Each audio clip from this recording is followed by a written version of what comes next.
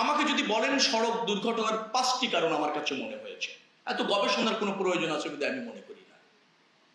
ফিটনেসবিহীন যানবাহন, fitness driver. ফিটনেসবিহীন কেন driver বললাম? তিনি হয়তো মেন্টালি ফিজিক্যালি ফিট আছেন কিনা, তিনি দক্ষ এবং যোগ্য কিনা। আমার জানা মতে অনেক ড্রাইভার বাংলাদেশে হয়েছেন, অধিকাংশ ড্রাইভার হয়েছেন পরিবহনে থাকতে থাকতে। একসময় হেল্পার ছিলেন, পর্যায়ক্রমে স্টিয়ারিং ধরতে ধরতে তিনি ড্রাইভার হয়ে গিয়েছেন। তিনি গাড়ি চালানো যা বোঝেন, হাইওয়েতে বা সড়কে কি বিধি মেনে, কি নিয়ম মেনে গাড়িটা চালাতে হয়, সেটা কতটুকু জানেন সেটা সন্দেহ আছে। কিন্তু এই প্রকল্পে তার প্রশিক্ষণের ব্যবস্থা করা হয়েছে। তাকে আবার শারীরিকভাবে ফিট কিনা সে ব্যাপারে এই প্রকল্পের মধ্যে আপনার কাজ রয়েছে, সেটা করা হচ্ছে। আরেকটা হচ্ছে জনসচেতনতার অভাব।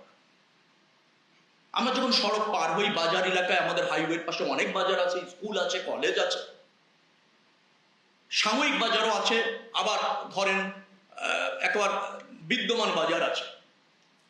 আমরা জনগণ যারা হয়, রাস্তা পার হওয়ার সময় ডানে এবং বায়ে তাকে তিনি একটা মেজারমেন্ট করে ফেলেন যে যতটুকু দূরে গাড়িটা আছে তিনি নিরাপদে হয়তো দৌড় দিয়ে অথবা জোরে হেঁটে পার হয়ে যেতে পারবেন।